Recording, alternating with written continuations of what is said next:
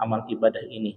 Maka subhanallah, dari sekian banyak yang mungkin ada yang luput dari rasa tasyakur kita kepada Allah Subhanahu wa taala, mudah-mudahan dengan ucapan alhamdulillah bisa mewakili dari semua rasa syukur kita kepada Allah Subhanahu wa taala.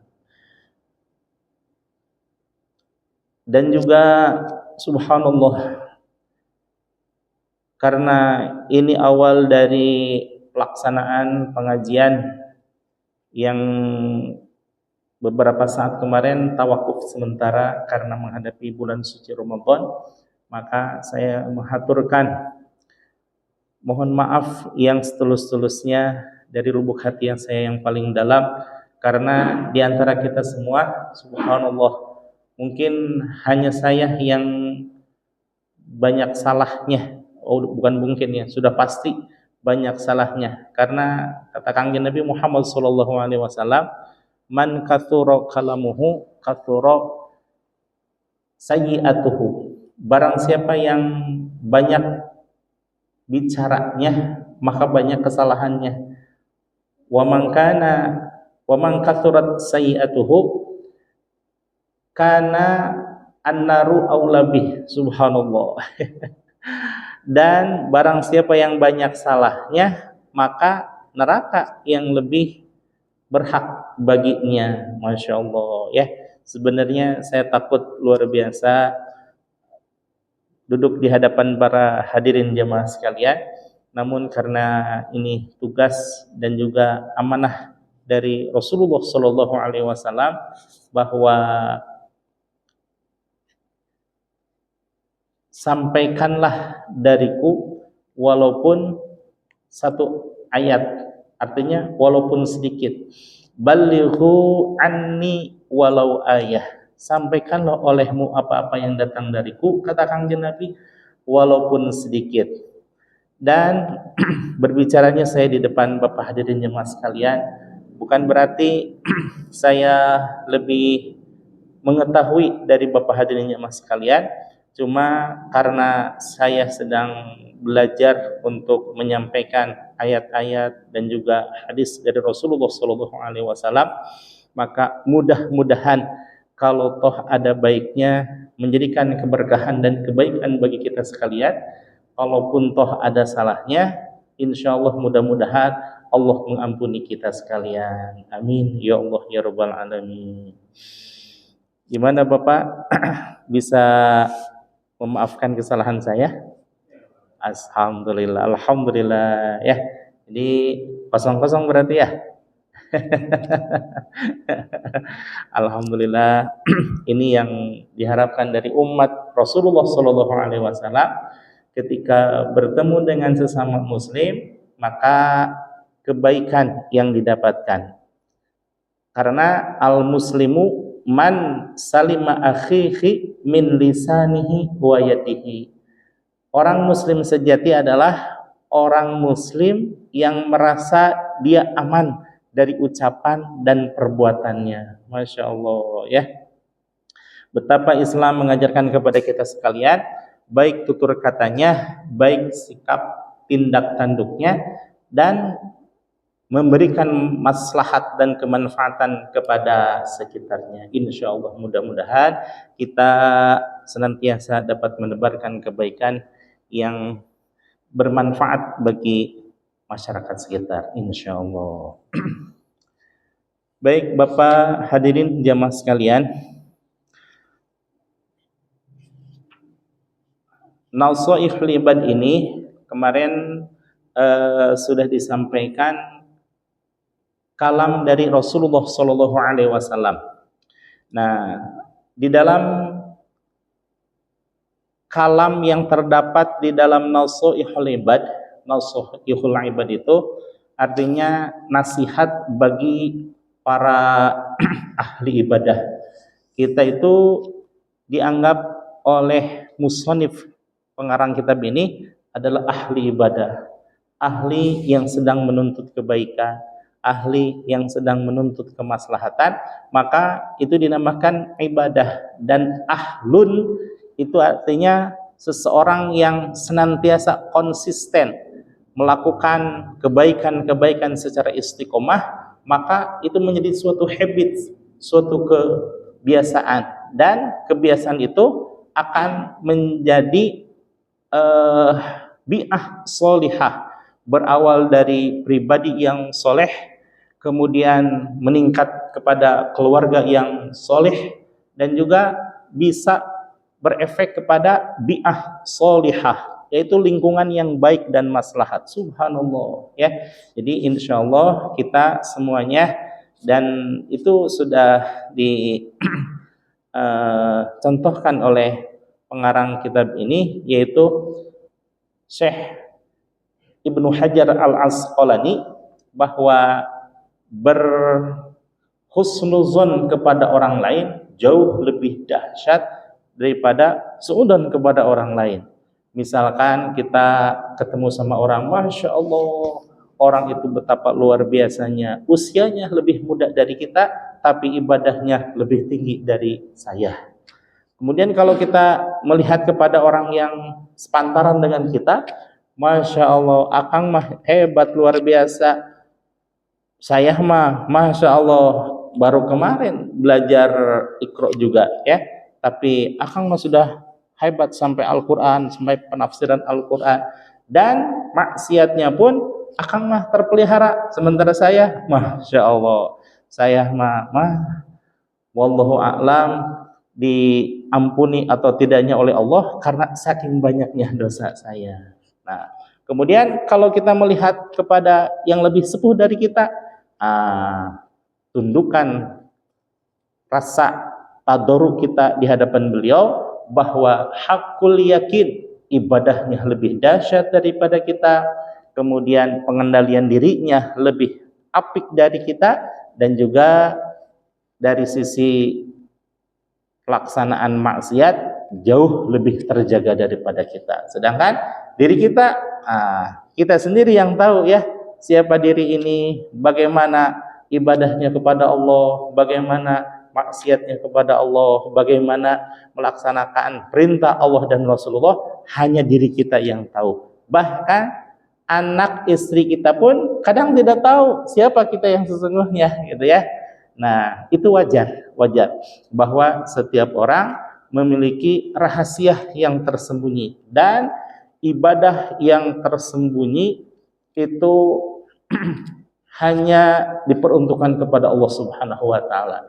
Di saat-saat sujud terakhir baru kita ungkapkan segala rahasia-rahasia kita kepada Allah Subhanahu wa taala, bahwa diri kita ini, misalkan diri saya lah, ya, diri saya banyak maksiatnya, diri saya betapa kurang ibadahnya, diri saya betapa kurang dari sisi ilmu pengetahuan, iman dan takwa dan lain sebagainya, maka mohon maaf, mohon ampun kepada Allah. Subhanallah, ya.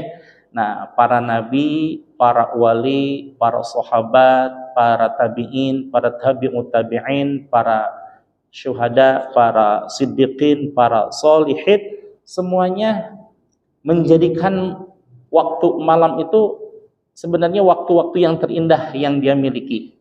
Bukan karena sesuatu, apalagi nonton bola internasional, bukan. Itu mah kesenangan pribadi itu mah, ya. Tapi saat-saat orang lain terlelap tidur, kita bangun di tengah malam.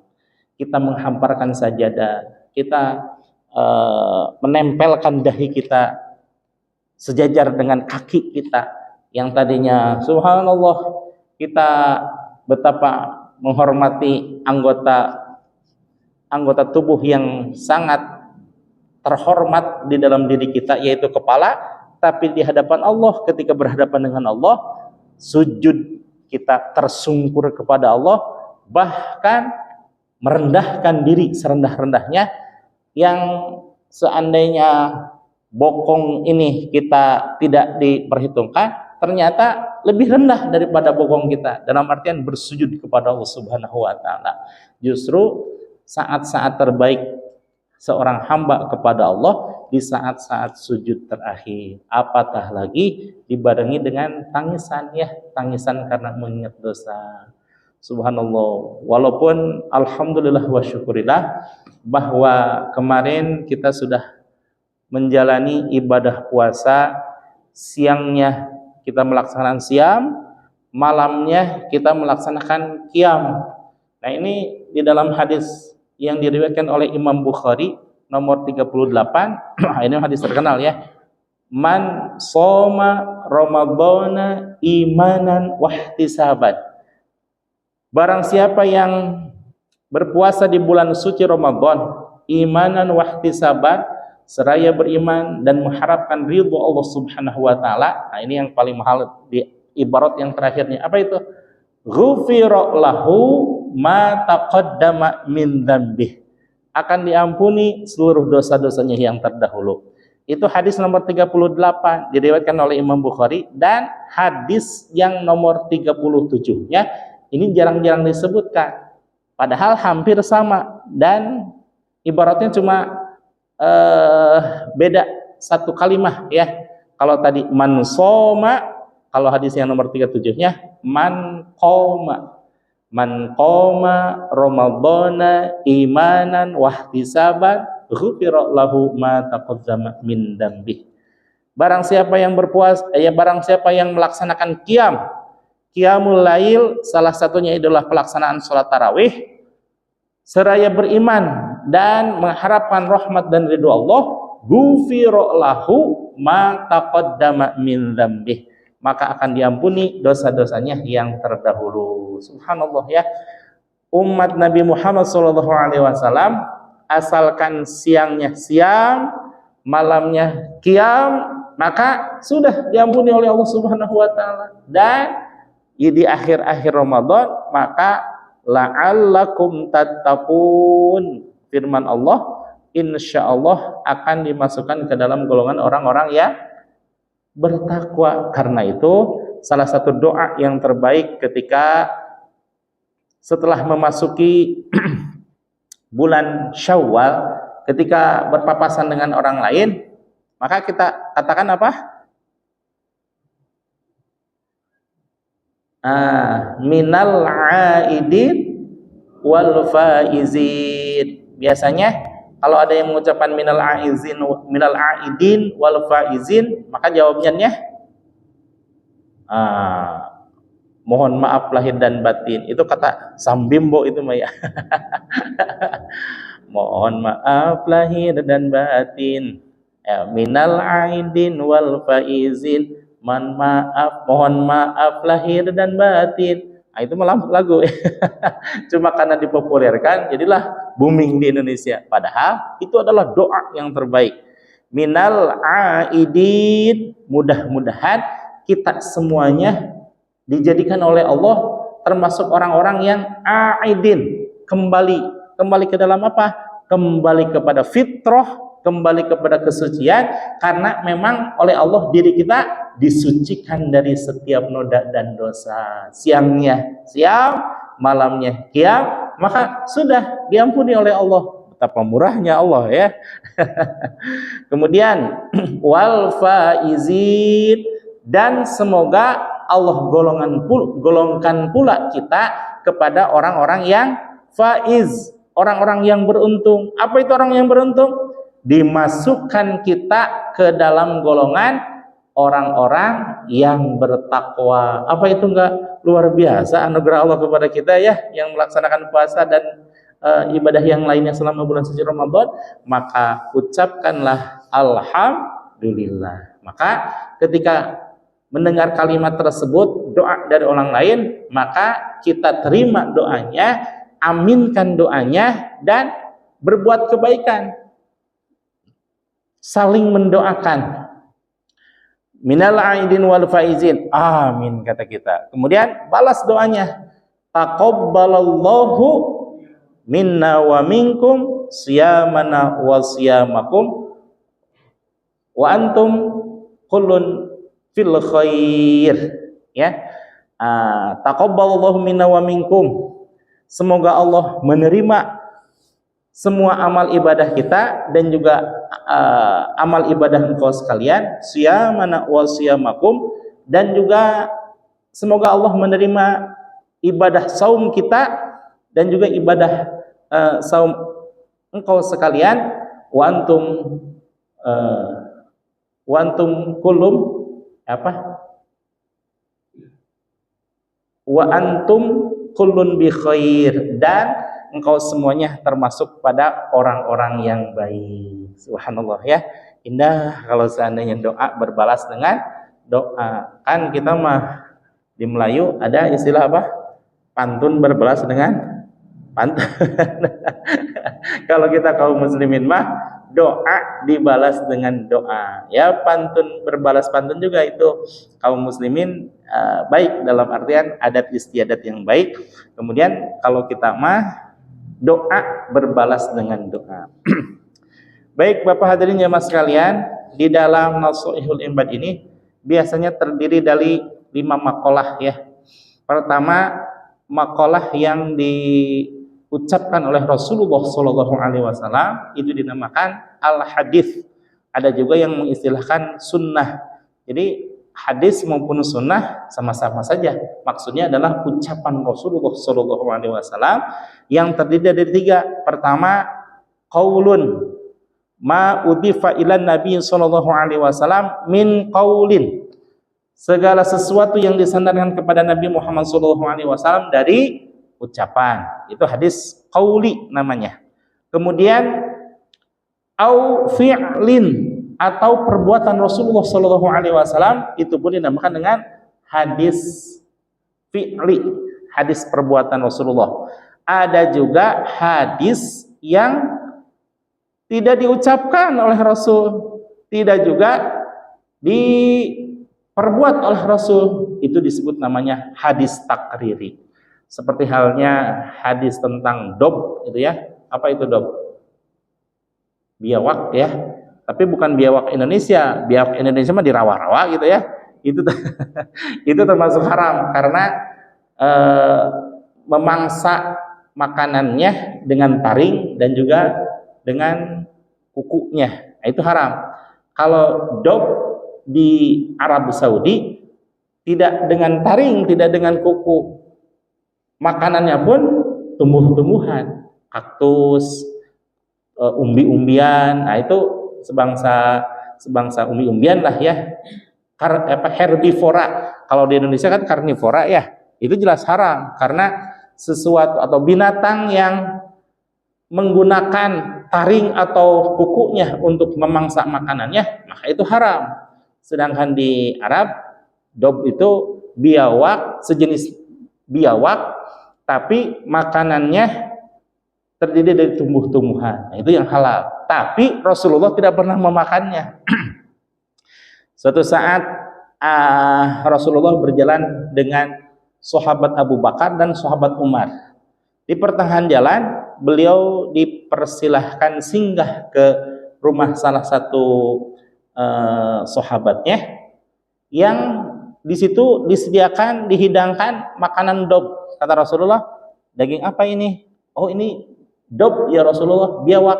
Rasul diam aja, tidak memperlihatkan ekspresi jijik, tidak memperlihatkan ekspresi senang gitu ya, mau dapat makanan gitu ya. Nah, ini menjadi ikhtilaf antara Sayyidina Umar dengan Sayyidina Abu Bakar. Sayyidina Abu Bakar karena memang prototipe Rasulullah SAW, apa yang diucapkan oleh Rasul, apa yang diperbuat oleh Rasul benar-benar ditiru oleh Sayyidina Abu Bakar. Sayyidina Abu Bakar lihat Rasulullah diam. Nah, sahabat Abu Bakar pun diam juga. Tapi sahabat Umar karena beliau mohon maaf asalnya dari Jeger gitu ya. Jeger atau apa itu? Orang Sunda hafal Jeger. Boleh lah, bermocerah lah boleh. Bermocerah tapi jadi waliullah gitu ya, Sayyidina Umar.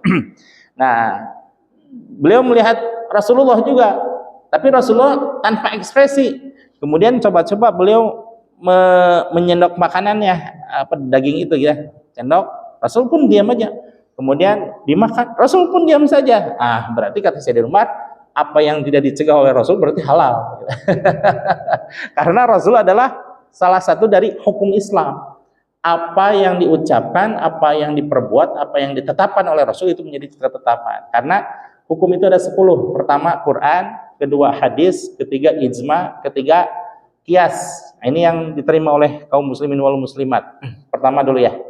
Quran dan hadis itu seluruh kaum muslimin bukan mayoritas lagi, mutlak semuanya menerima Al-Quran dan hadis. Kemudian ijma dan qiyas ini sebagian besar menerima, termasuk para imam mujtahid, tapi sebagian kecil tidak menerima. Qiyas dan ijma. Qiyas itu adalah jurisprudensi atau mengkiaskan, menganalogkan, menyamakan suatu hukum kepada hukum yang lainnya. Sedangkan ijma kesepakatan para ulama. Mereka berpendapat, itu bukan pendapat para ulama. Ulama bisa salah karena ulama tidak termasuk hukum, karena hukum itu Al-Quran dan hadis. Maka kita kembalilah kepada Quran dan hadis katanya, itu ya. Itu tidak menerima antara ijma dan qiyas, pengennya Al-Quran dan hadis. Ada lagi, sebenarnya ada 6 hukum itu, ada 6 lagi. Pertama syar'u man qablina, kemudian madhabus sahabi, kemudian al-istishan, kemudian al-istishab, kemudian al-'urf dan al-maslahatul mursalah. Itu ada 6 hukum yang, apalagi 6 itu ya, tidak diterima oleh sebagian kaum muslimin, tapi jumhur ulama menerima ya. Yang jumhur ulama, bukan jumhur ulama, sebagian kecil para ulama menerima, gitu ya. Nah, jadi hukum itu ada 10. Kembali kepada Rasulullah SAW, apa yang diucapkan oleh Rasul itu adalah yang menjadi hukum bagi kita. Apa yang diucapkan, apa yang diperbuat, dan apa yang ditetapkan. Tetapkan itu apa? Seperti halnya daging dob. Rasul tidak mengucapkan, Rasul tidak melakukan, dalam artian tidak memakan dob tersebut, tapi melihat Sayyidina Abu Bakar tidak makan juga, dibenarkan oleh Rasul. Kemudian Sayyidina Umar memakan itu daging dob, dibenarkan juga oleh Rasul. Maka itu jadi ketetapan. Jadi haram bagi yang merasa enggan untuk memakannya, tapi halal bagi yang memakannya. Seperti halnya apa tuh namanya? Rajungan ya, bukan kepiting, ya, tapi rajungan laut ya, rajungan. Ada yang tidak senang, ada yang senang. Kalau tidak senang berarti haram, kalau yang senang berarti halal. Apalagi cacing galung ya. Bagi yang tipes gitu ya, itu katanya mujarab sekali. Wong guru saya pernah dikasih waktu kecilnya gitu ya, dikasih bubur yang itu ada dagingnya, ternyata daging cacing. Daging cacing. Kemudian itu apa ya katanya, daging. Oh ya daging, enak mah katanya. Ketika udah sembuh, tahu nggak itu daging apa? Nggak tahu tuh Pak, daging apa? Daging cacing. Wah katanya. Tapi nggak apa-apa gitu ya, karena sudah dimakan dan itu halal kalau seandainya diperuntukkan bagi obat. Tapi kan cacing itu tidak berdarah dan juga kotoran yang dibuang sama aja dengan belut gitu ya. Belut tahu ya, belut pun itu ada yang mengharamkannya karena dikiaskan dengan ular katanya. Nah, ini ada kisah dari Syekh Nawawi ya, Syekh Nawawi Al-Bantani, itu ulama waliullah yang masyhur di kalangan Mekah yang disebut dengan Sayyid Ulamaul Hijaz, pemimpin para ulama Hijaz.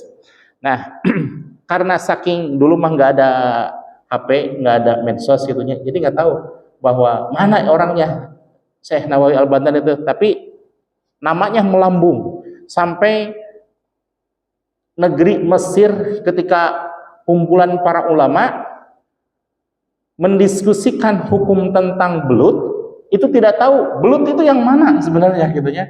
Mau menghukumi hukumnya tentang belut, tapi jenisnya sendiri belum pernah melihat. Maka diundanglah Syekh Nawawi ke Mesir. Ketika terjadi perdebatan bahsul masail gitu ya, hampir saja ketok palu bahwa belut itu binatang haram karena menyerupai ular. Kemudian kata Syekh Nawawi Al-Bandani, sebentar tuan-tuan katanya, apakah tuan-tuan pernah melihat bentuk ular, bentuk belut seperti apa? Oh, kita nggak tahu katanya, karena kita kan negeri gurun ya, gurun pasir. Sedangkan itu adalah binatang yang hidup di daerah rawa, pesawahan gitu ya. Sebentar katanya, itu Syekh Nawawi berjalan ke jendela. Sebentar nih, langsung bikin begini tangannya, seret. Seperti ini katanya belut teh. Bari ini belepotan sawah gitu ya. Dari mana itu? Waliullah namanya juga. Ini tuan-tuan, yang namanya belut itu seperti ini. Tidak sama sekali, tidak sama dengan ular. Kalau ular itu bersisik, kalau ini mah sama sekali tidak. Dan ini masuknya kepada jenis ikan, gitu ya, ikan. Maka terhenyaklah para ulama-ulama setelah mengetahui bahwa subhanallah, dari mana itu tangannya sampai belepotan begitu, ya kan? Tangan mah paling setengah meter gitu ya, gitu, paling mengerogoh juga tanah lagi, tapi ini langsung ada belutnya. Karena itu di dalam satu risalahnya Syekh Nawawi Al-Bantani menulis kitab yang namanya Risalatul Balutiyah, risalah catatan tentang belut. Nah gitu ya, kan kisahnya itu ada di situ. Ulama Indonesia itu baru di situ para ulama-ulama Mesir menyatakan Sayyid Ulamaul Hijaz, pemimpin para ulama di tanah Hijaz, padahal beliau sendiri dari tanah Jawa.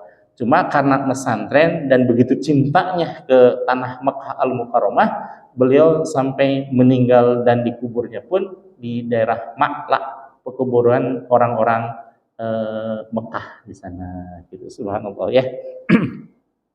Itu tentang hadis Rasulullah SAW. Kemudian yang kedua, ada yang namanya athar. Athar itu ucapan dari para sahabat. Nah, seperti halnya ini, nanti ada athar. Kemudian kalau ulama, di sini juga ada ulama, ada Syekh Sofyan Ats-Tsauri, ada Yahya bin Mu'ad dan lain sebagainya. Itu dimasukkan ke dalam maqalah. Tapi kalau ungkapannya dari para sahabat, itu namanya athar. Seperti yang kemarin kan baru terucap, baru disampaikan, mana ya?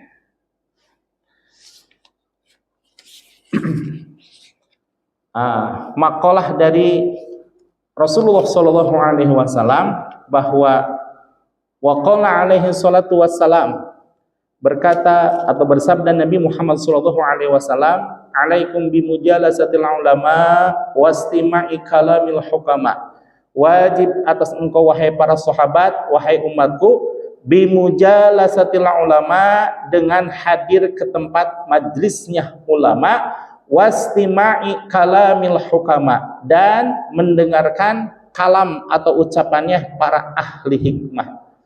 Kemudian fa innallaha ta'ala, karena Allah Subhanahu wa ta'ala, yuhyil qalbal mayyita, menghidupkan hati yang mati, binuril hikmah, dengan cahaya hikmah, kama yuhyil ardal mayyitata bima'il matar, seperti halnya Allah menghidupkan tanah yang gersang, tanah yang kering kerontang, tanah yang sudah tidak disirami air hujan bertahun-tahun. Yuhyil qalba, yuhyil ardo, menghidupkan tanah, bima'il matar, dengan air hujan. Subhanallah ya. Hati kalau seandainya tidak sering-sering dibawa ke majelis taklim, dibawa ke majelis zikir, dibawa ke majelis yang membahas tentang ilmu pengetahuan, maka lama-lama hati kita akan menjadi kering. Kenapa? karena habitatnya kolbu itu sebenarnya di masjid, di musola, di madrasah, di pesantren, di sekolah dan lain sebagainya yang membahas tentang ilmu pengetahuan. Maka kalau sering-sering akan seger, akan hidup, akan sehat. Bagaimana kolbu yang tidak sehat? Nah, mohon maaf ya. Ada juga orang yang fisiknya sehat, kuat. Fisiknya sehat dicirikan dengan apa? Mampu mengangkat karung beras seberat 50 kilo. Sanggup itu ya? Banyak yang sanggup. Tapi melangkahkan kaki ke masjid untuk berjamaah terasa berat. Itu sebabnya kenapa itu? Karena hatinya kering kerontang. Mohon maaf ya, ini bukan menyindir, bukan. Tapi ini mah menjadi permasalahan di setiap masjid dan musola, bahwa masjid dan musola yang kita lihat gitu ya, kita lihat di Indonesia, ya di Cilengsi. Pernah nggak Bapak melihat masjid atau musola yang seperti halnya sholat Jumat? Sholat subuh tapi seperti sholat Jumat, pernah lihat nggak? Kayaknya belum pernah ya. Saya benar-benar kaget waktu diundang ceramah subuh di Depok. Sini ke Depok jauh kan ya. Saya berangkat jam 3 dulu karena belum tahu daerahnya kan, alamatnya aja kan saya telepon, ya udah gitu teh. Datang subhanallah, benar-benar itu mah Bapak 1000 yang hadir. Kan dulu ada pengumuman di Depok itu waktu wali kotanya Pak Nur Mahmudi ya, barang siapa yang masjidnya memiliki jamaah 2000 itu akan diberikan hadiah 50 juta ke masjid tersebut. Nah, masjid itu salah satu yang dapat hadiahnya tersebut 50 juta. Kenapa? Karena memang jamaahnya ribuan. Subuhnya saja 1200. Apalagi maghrib, apalagi Jumatan. Udah penuh banget gitu ya. Masya Allah. Kemudian di depannya ada slide gitu ya, untuk penceramah yang membawa slide. Kebetulan saya pakai slide gitu ya. Wah, luar biasa itu mah. Masjidnya besar, kemudian pinggir jalan, kemudian yang paling hebat itu jamaahnya. Padahal tidak dikasih makanan, tidak dikasih, cuma kesadaran masyarakatnya aja. Subhanallah, luar biasa saya bilang. Nah, bagi masjid-masjid yang lain itu kalau seandainya jamaahnya terasa kurang, biasanya kurang mendapatkan siraman rohani, gitu ya.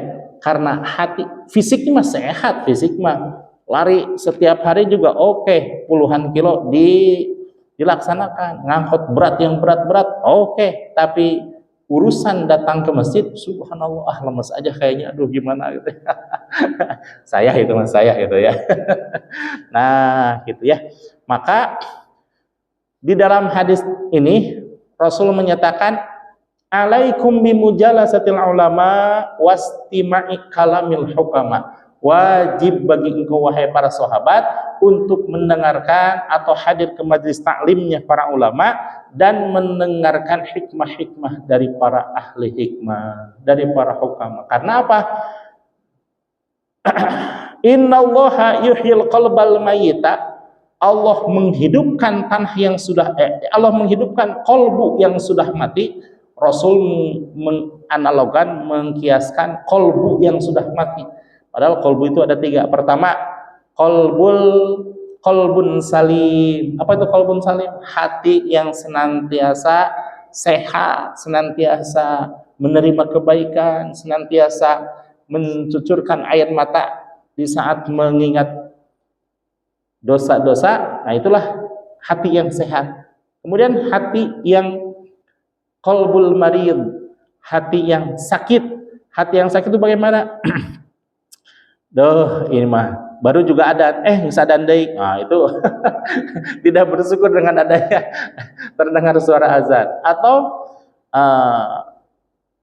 ke pengajian, subhanallah, terasa berat sekali. Tapi kalau urusan ke pasar, paling giat. Saya punya saudara ya, saya tidak menceritakan siapa-siapa, ini mah saudara saya.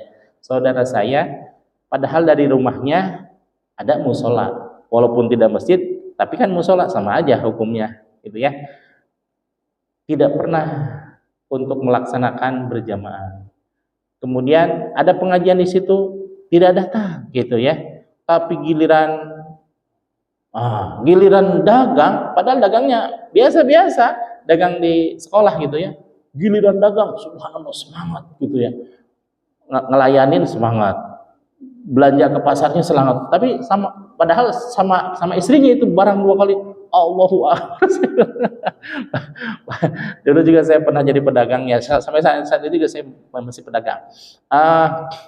Kalau yang makanan-makanan ringan kayak gitu, itu rata-rata 10%, Bapak. 10% sampai 15%. Yang namanya retail mah murah gitu ya.